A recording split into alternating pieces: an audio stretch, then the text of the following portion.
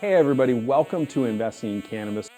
These are the last days of Prohibition, and this show seeks to feature the stories of the founders, the investors, the marketers that are bridging the gap.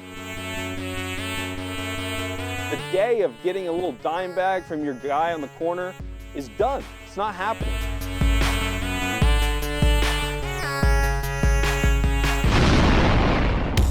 Hey everybody, welcome to Investing in Cannabis. I'm Brandon David. On today's episode, it's all about Flow Kana. It's a San Francisco delivery company, but not just any delivery company. They focus on the farmer. It's a fantastic conversation about what happens when it gets legal in California, and we have big corporations coming into the space. Are they going to snuff out the little guy? It's a great show, guys. Tune in, listen up, get acquainted. What's up, man? How are you? Thanks great. For being here. Yeah, man. Thanks for having me. For sure. So tell us just what is Flow Kana? Sure. So I think the one sentence, two sentence pitch is we are essentially, one of the first, if not the first, values-driven, sustainable cannabis brands powered by small farmers, the Emerald Triangle, that in my mind grow the best sun-grown organic cannabis in the world. What are some of those values? I would definitely say, we're all about, giving the small farmer a voice and, basically acting as a voice for the small farmer. So I think, when we originally started, I think the, idea was we definitely wanted to act as a voice for small farmer. Like I mentioned, those are the people that this industry has, been built on the backs of these small farmers. Some of these people have been growing for, as many as like 4 or 5 generations back. This is like their livelihood. This is their livelihood. They deserve to be at center stage, and they deserve to get all the credit. And, in our mind, for better or for worse, that hasn't generally happened historically. So we wanted to just, put them at center stage because these are the people that have made the industry what it is today. Yeah, this is a relatively novel thing in the cannabis world. Because it comes from such a criminal place, It's very much a black box type industry. It's, I want some weed, somebody brings me weed. Yep. You don't know where it comes. And it's fascinating, actually, on your website, when you look at the menu, it says who grew it. Yep, exactly. And then there's background about who grew it. Why is it so important that we understand exactly where it came from? And, historically, just think when you walk into a lot of dispensaries, the cannabis, the flower is just, comes in the dispensary branded packaging, and that's it. The name. You don't know, who grew it. You don't know where it was grown. You don't know how it was grown. You don't know what type of chemicals, pesticides, anything that is in that. It's pretty much a mystery. And a lot of people are using this for legitimate medical purposes. And if you think about it that way, people should know what they're putting in their body.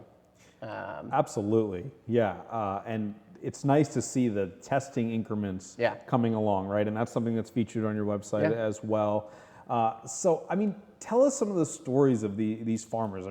What is the scale of an average farmer that you scale in terms source of from? like plants or? Yeah. Just like how much of what you get comes from each farmer. Is it like 5 or 6 farmers, or how many little? Yeah. So right now we've got we're bringing on so many right now. I think we've got like 8 or 9 farmers on the platform right now. Okay.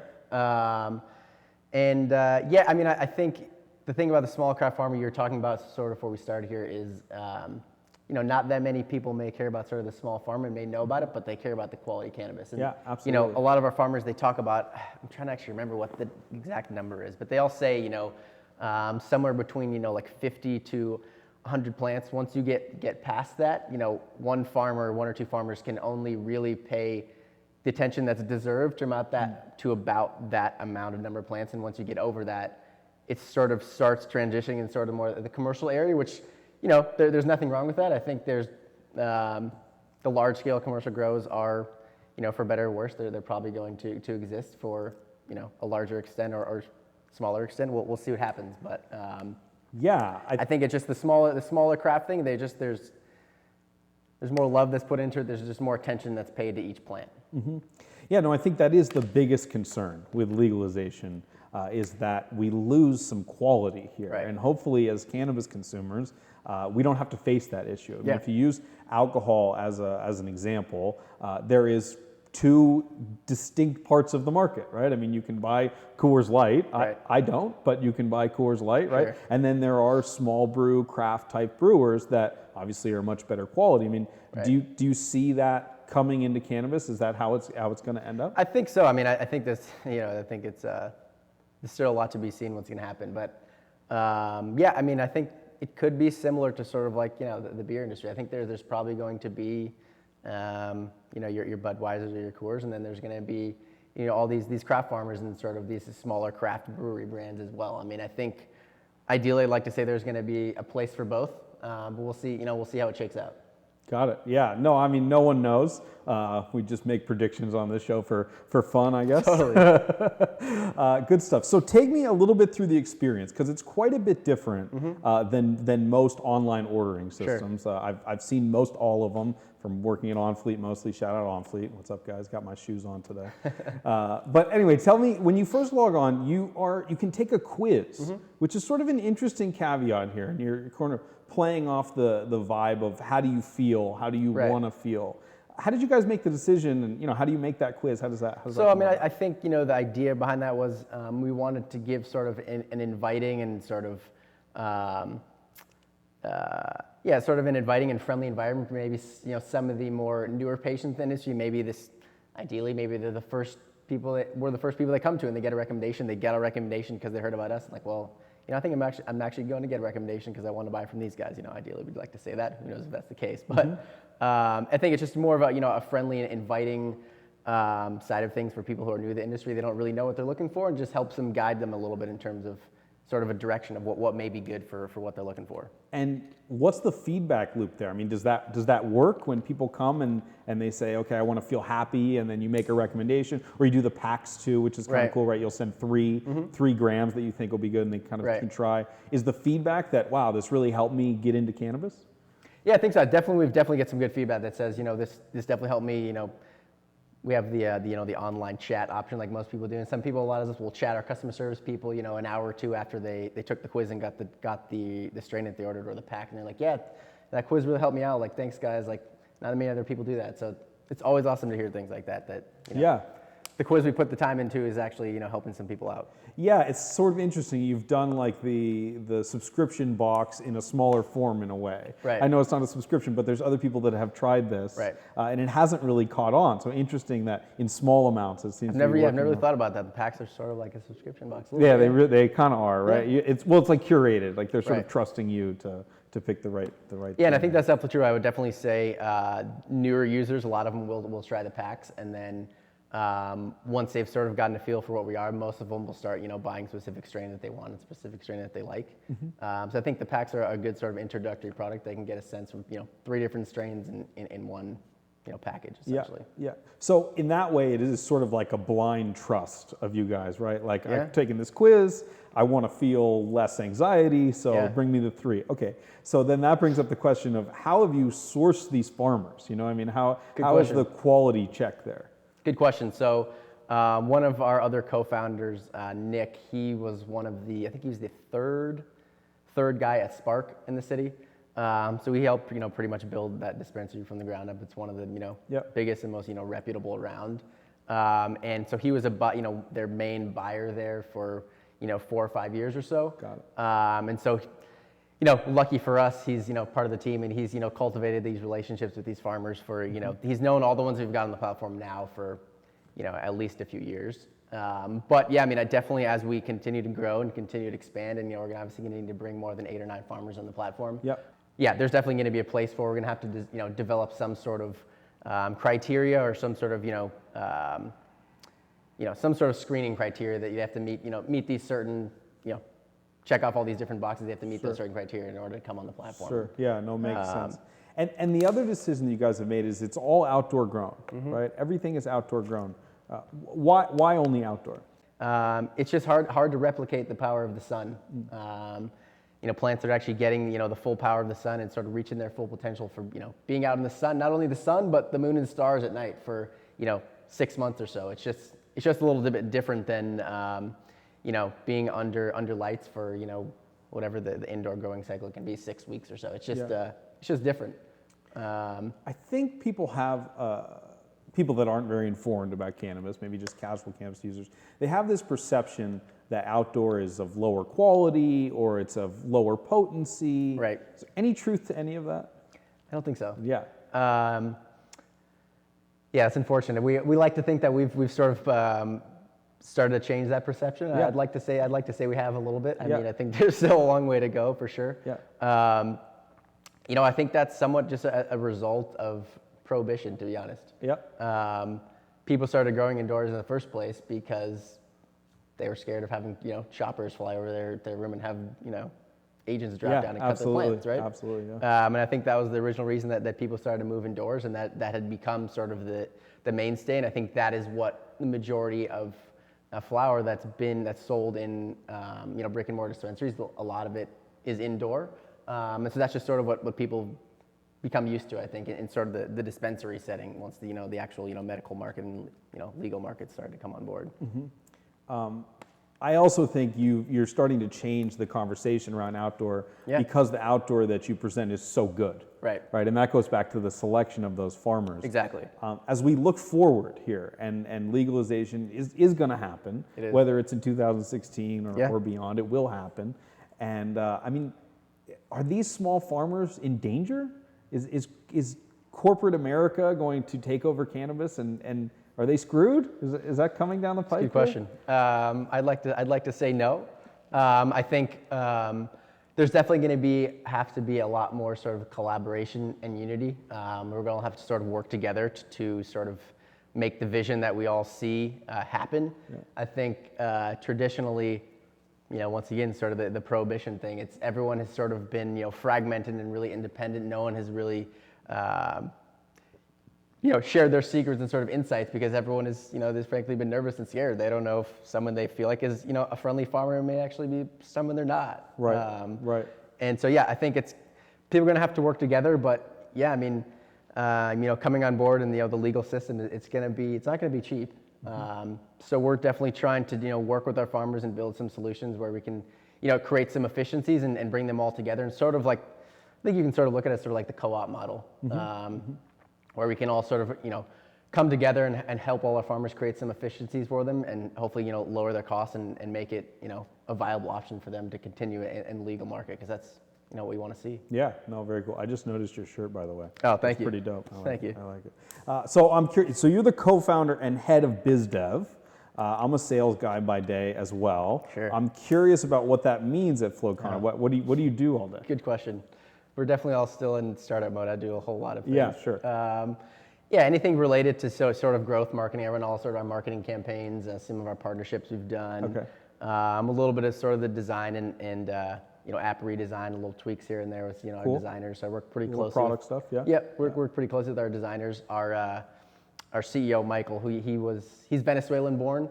So he actually, you know, he's a citizen, went to school here, and then he went back down there and started a food distribution company, a few different food brands down in South America. Okay. So we've got some good relationships with our two designers down there who are really, really good to work with, and they're not quite as pricey as, you know, designer you may find up here as well. So they're great to work with. So I work with them fairly often, and some of the more the day-to-day stuff in terms of sort of keeping the menu up to date and making sure all the stuff we have on the menu is attractive to our patients. Got it. That sounds like a lot of different CLO to me. I don't know, Michael. You better promote this guy. No, a lot of different things, man. I'm just kidding. Everyone does a bunch of different things at this point, which is fun. Yeah, you know, no day is different. It's the reason that I work in small companies. I mean, biggest company I've worked in is like 15 people. How many employees are on fleet? There's 11 of us right 11. now. Oh wow. Pretty small. How about you guys? We're at a little around 20 now. Yeah, around 20. Yeah.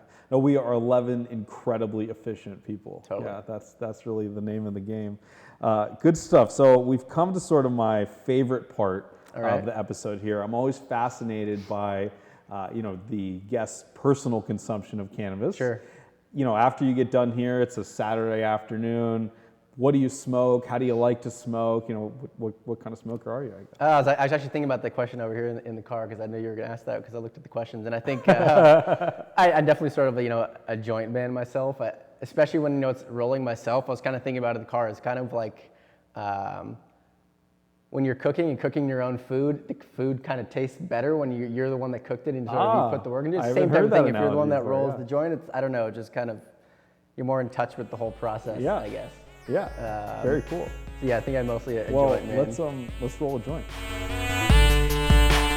Well, What's up, IC fans? We are at the new home of investing in cannabis, Gateway, in Oakland, California. It's really in two parts. So there's an incubator where they're going to help 10 companies get investment and press and advice. And they've asked me to be a mentor here, which is awesome. Thanks again, guys. Also going to be the new home of investing in cannabis. So we're going to do most of our shows here. It's a great space. In addition to the incubator, which you have to be accepted for, there's also Gateway Works, which is just a really cool place where you can come and buy a desk, a monthly desk, right? I think it's $350 for the month.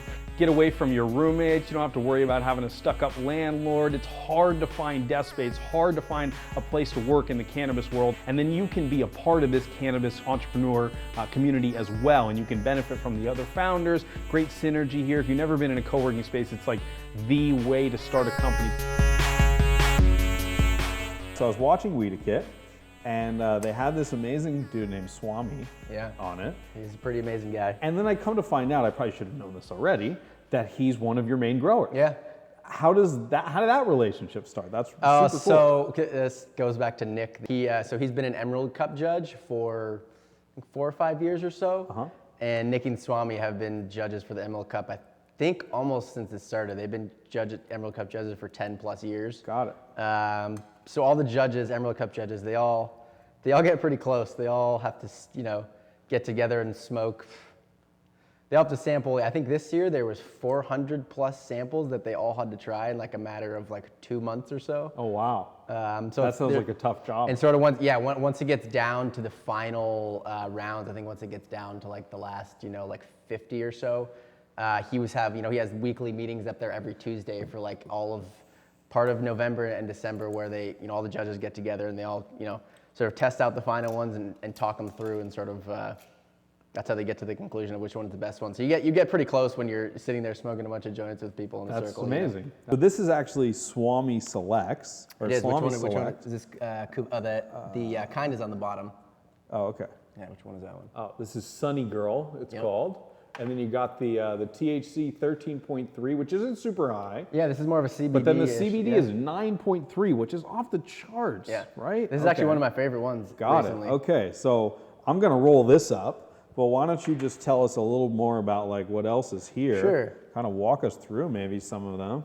So yeah, we've got, obviously, as you've just mentioned, we obviously list, who the farmer was, where it was grown, and then on the bottom is where we put the actual strain name and the THC percentage and the CBD percentage. Actually, we're actually going through somewhat of a sort of a redesign of some of our packaging, and we want to we're thinking about focusing on total cannabinoid count. Okay. Because THC and CBD, they're the most two well-known cannabinoids, but there's definitely more than just those two out there. It's an incomplete picture, right? Much the same way as calling it indica or sativa is an incomplete picture, right? Recent research would suggest that. Definitely. I think it's more comes down to the terpenes rather than sort of the sativa indica thing, right? But I think obviously sativa indicas is more easier for people to remember and discern what they're looking for versus looking at a combination of a bunch of different terpenes.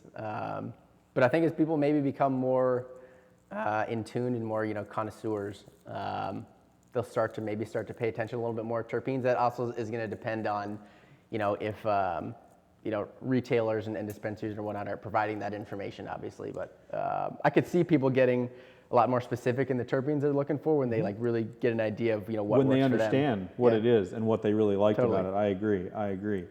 The other thing, just from checking out your menu this morning, which I didn't realize, is that you guys also do concentrates. Yeah. But not just any kind of concentrates. Yeah. You got Frenchy cannoli. Yeah, we're pretty selective. And these are solventless concentrates. Yeah.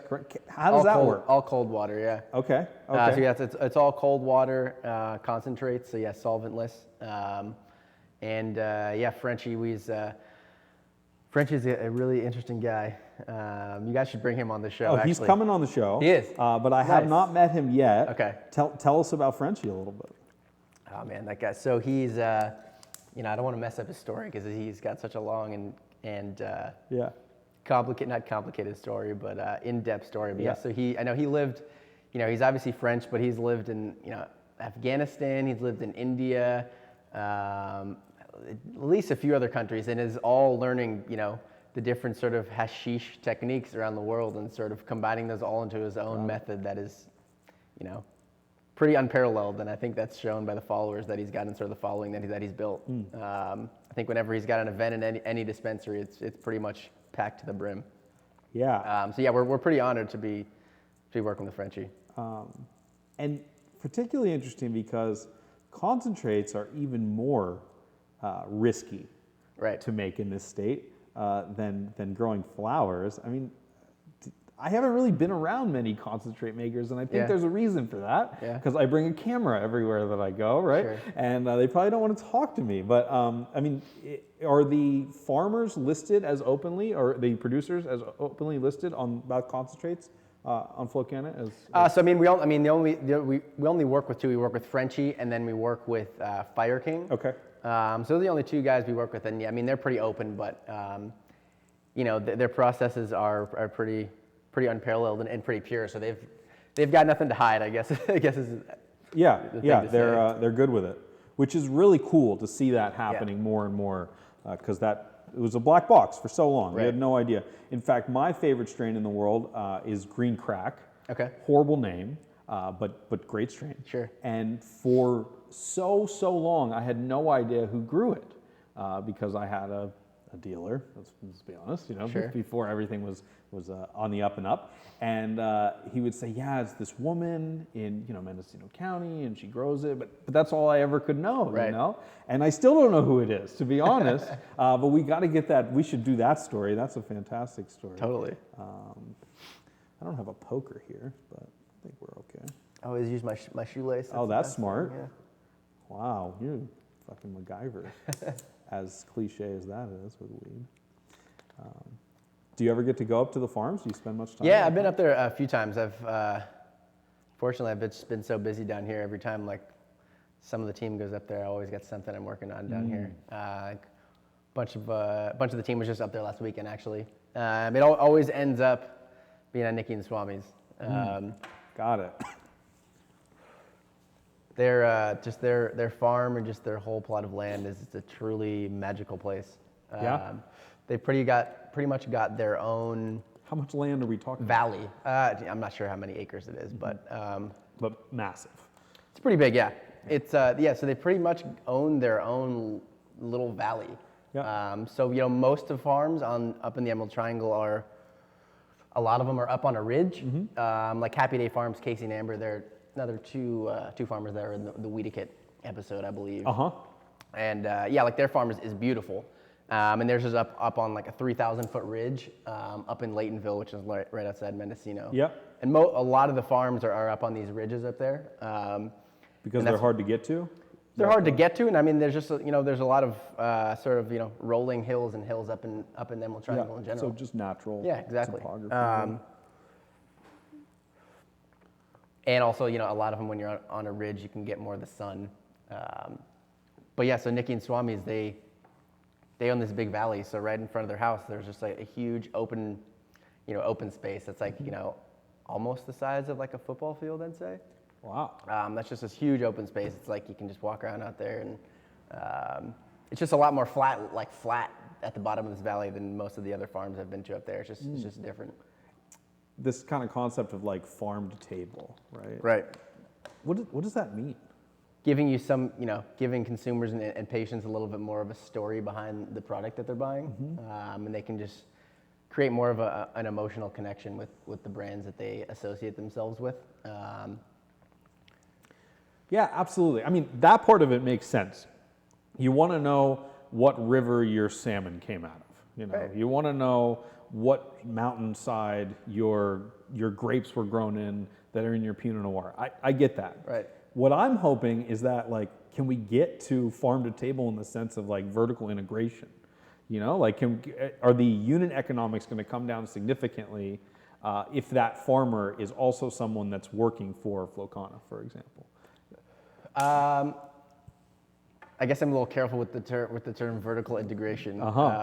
I guess can you go into that a little bit more? Well, I'd love to hear why you're. I mean, I think that's one of the things that is somewhat of a threat to small farmers is, Yep. I don't know if vertical integration is the right term, but just sort of these, large scale mega grows Yep. that are, 1,000+ plants or so.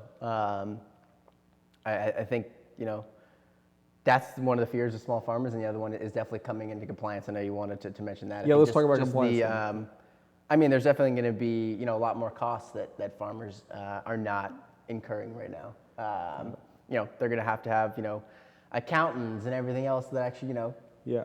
that falls in line of running, a legitimate business. So the fear here is really that if we, when we legalize, if we put so many either taxes or regulations, hoops to jump through, right, that only a big corporation or someone with deep pockets would be able to fulfill all those requirements. The good news about these regulations that just passed here in the fall is that they did include sort of the tiered licensing concept. So if you're a smaller cultivator, then the cost of getting your license and whatnot is definitely going to be lower than if you're a large scale commercial grow. So that's right. That's definitely the good news. Yeah. And that makes sense like any other form of taxation. Right. We have tiered income tax, so you pay relative to how much you spend. Right. Yeah. No, fascinating stuff. I mean, do you think it'll pass in 2016 in November? You think we're going to get full legalization? I'm hopeful. I think, but it's definitely not still just a certain thing at this point. Yeah. It's got to get on the ballot first, which I'm pretty confident. Absolutely, yeah. I'm pretty sure. That happens in July, I think. Is that when that gets finalized? Yeah, Something somewhere like around there, yeah. So I'm pretty confident it'll be on the ballot, I would think. Yeah. Well, considering it made it last time, and it was reasonably close. Yeah, it was definitely reasonably close. Right. I would say I'm pretty confident, but I don't want to be too overconfident, I guess. Yeah. No, it's fascinating stuff. Honestly, we feel really lucky to be in this time and this like watershed kind of monumental moment. You were talking about that a little bit, how like everybody in this industry is just trying to hustle so that they don't fall behind when legalization comes. I mean, totally. Everyone's trying to carve out their own niche and sort of just see where they're going to fit in. And branding becomes such a big part of that, I think. Yeah, I think. Which is something you guys have done. There's definitely. Brands, definitely, there's obviously edible brands, notable edible brands and some other ones. I think, the actual flower brands was not really around until very recently. I think, some have just started to pop up. Obviously, you've seen, your Marley Naturals, and I've seen a few other ones around as well. But yeah, I think, brands is definitely going to be the future. I think anything else is going to be like any other retail operation. There's brands on the shelves, right? It's not all, when you walk into Safeway, it's not all Safeway Select, and that's the only thing on the shelf, right? So I think brands are definitely going to be the future, and it's, consumers and patients, they want like brands that they can, recognize and sort of connect with. Identify with, exactly, yeah. Yeah, no, I mean, the clothes you wear, the music you listen to, all defines you a little bit, right? It's all a personal choice and one that you probably hope others notice. Right. And I don't think cannabis will be any different because that's how it is today for the most part. You know, if you've got the best shit, to use street terms, right? That means something, right? And people remember that you had the best shit, right? And now we just have to apply traditional marketing to that. And I think we're going to end up with some really sweet brands. I guess you are already a little bit. I mean, there's like Dixie Elixirs in the world, which is very, very well known. There's others, I guess, in San Francisco, like Auntie Dolores, is a pretty good brand. You guys are a great brand, much because you focused on the farmer. I really like that. We don't see ourselves as just sort of another delivery service. We're definitely, see ourselves as a brand. So that's sort of why we've taken over the last 2 or 3 months or so. We've sort of evolved in sort of the next phase. So we're starting to sell sort of, our branded mason jar products in. Yeah, tell us about that choice, the mason jars. The mason jar. So that's sort of represents sort of the Emerald Triangle a lot. If you go up to the Emerald Triangle up there, you'll see a lot of small farmers use mason jars as sort of their packaging. So I think it's sort of we're representing the culture of what they do up there. But yeah, so you're starting to see these in some brick and mortar dispensaries and some delivery services out there as well. So that's sort of the next phase. Is so not only can you find our our product with us, you can find them at your local dispensary that you're used to going to. That's fantastic. And is that your deal? Is that what you? Oh, work that's on, that's everyone. Yeah, that's a whole organization shift. got it. And so, what are the economics like there? I mean, what are you going to? You're basically wholesaling to these Essentially, right? Yeah, it's like anything else, direct to consumer versus wholesale. There's obviously a difference in margin there, but usually you make up for that in volume, right? Yeah. And you had enough demand, I guess, for it that it made sense to do that. Yeah, I think so. I mean, I think obviously the go-to-market strategy was the on-demand side of things, and sort of the platform connecting patients directly to the farmers. And that was, I think it's been really successful, and it's sort of helped us build the brand and gotten us to where we are today. But we just sort of think that, like I said, we just don't want to be a delivery service. We want to be a brand that stands for sustainability, craft farmers, small batch, and we want to be a brand, not just a delivery service. So that's the next step, is having these available in your local dispensary and being on the shelf that you see. Awesome. Well, I think that's as good a place to wrap up as any. Thanks for being here, man. Yeah. Investing in cannabis is 100% independent media. That means there's no parent company. We don't have anybody telling us what to do. But in order to maintain that, I need you. So there's this great startup called Patreon in San Francisco, and they allowed you to donate a little bit of money every month, $5, $10, $20, to help support the creators, us investing in cannabis, of this great content that you love to watch. Even if you aren't in a position to come out to the world, or you got a conservative job, if you're smoking cannabis, if you're enjoying it, just donate a little bit of money to us anonymously. And it's just your little way to stay connected to the industry, even if you can't shout it from the rooftops yet. Just give $5, $10 a month. I mean, you're buying that in weed anyways, and we're giving away free stuff. This episode, we got a nice pot of coffee t-shirt here, so if you want that. This is cannabis-infused cocoa here. Let's see what else we have. We got the coffee version. We got some CBD stuff as well, so if you don't want to get high at work, maybe just drinking some coffee, so head over to patreon.com/investingincannabis. It gives you a chance to invest in cannabis.